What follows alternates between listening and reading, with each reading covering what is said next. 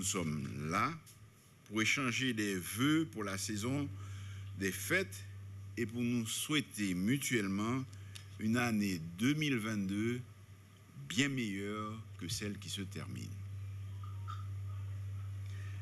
Même si ce n'est pas le meilleur moment pour récapituler des événements malheureux ou tragiques qui nous ont tous affectés, je ne saurais passer sous silence le fait que nous avons connu une année difficile à bien des égards.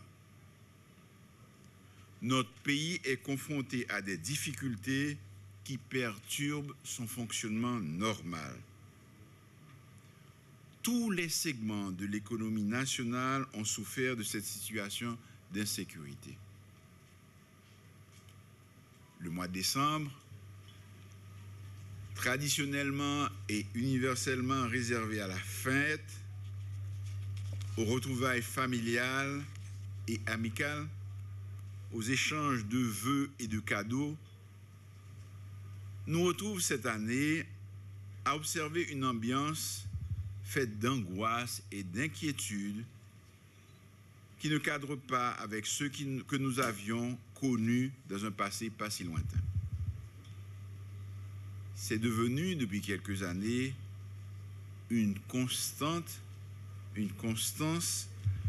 malheureusement, qui contrarie une belle tradition porteuse de tant de joie dans les foyers et d'embellie aux affaires, ainsi qu'à l'économie du pays.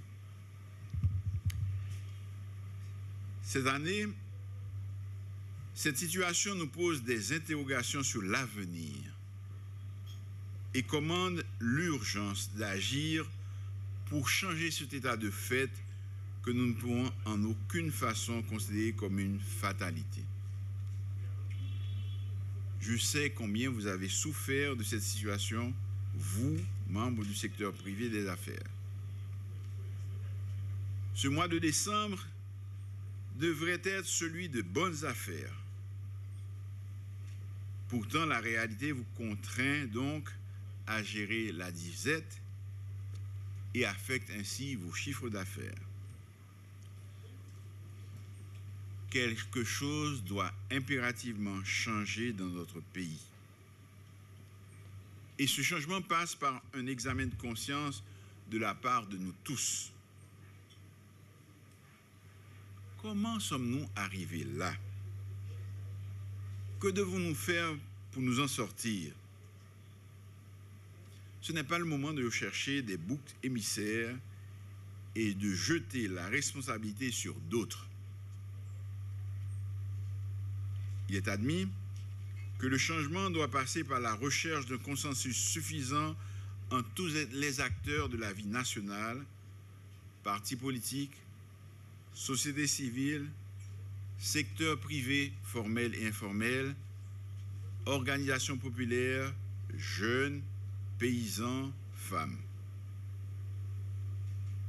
C'est ainsi que personnellement, depuis juillet 2021, dès mon accession à la primature, j'ai indiqué clairement que mon objectif était de parvenir à un accord politique pour une gouvernance politique apaisée et efficace. J'ai multiplié les rencontres qui ont abouti à la signature d'un accord le 11 septembre dernier. Tout le monde n'est pas monté à bord, mais j'ai parlé à tous, y compris à celles et ceux qui ont une approche différente et qui prônent leurs propres solutions. Je ne désespère pas qu'ils finiront par comprendre que les défis que nous avons à relever, c'est ensemble et uniquement dans l'unité de la famille haïtienne que nous y parviendrons. Je continuerai toujours à tendre la main à tous nos compatriotes pour faire face à nos difficultés. Le temps n'est pas à la lutte pour le pouvoir. Cela viendra dans le courant de l'année prochaine, quand nous aurons créé les conditions pour l'organisation d'élections libres et inclusives. Ma culture politique est celle du dialogue, qui implique des sacrifices. de l'abnégation, un certain sens de l'État et du bien commun, le dépassement des intérêts individuels et claniques.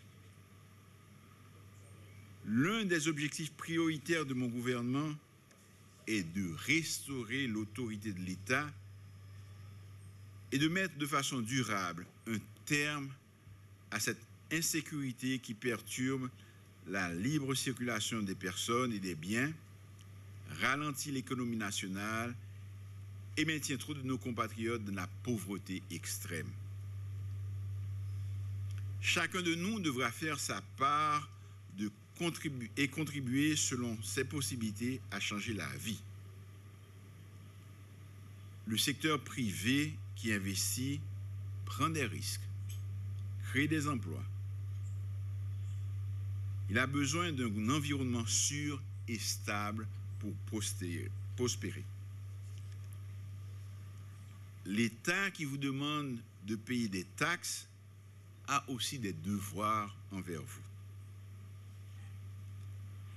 Mon gouvernement entend faire tout ce qui est dans son pouvoir pour établir la paix et la sécurité.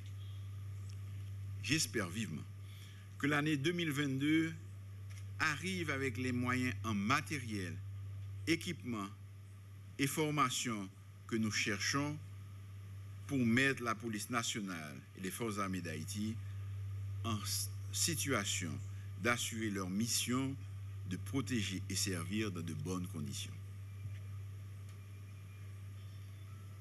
Je souhaite à chacun de vous une saison des fêtes aussi heureuse que possible. Que l'année 2022 soit, comme nous l'espérons tous, une année de paix, de croissance économique retrouvée, une année où nous parviendrons à faire taire nos divergences et nos querelles inutiles, une année qui verra un retour à un fonctionnement normal de nos institutions démocratiques et pourquoi pas une année de bonheur où le peuple haïtien pourra retrouver le sourire. Joyeux Noël et heureuse année 2022.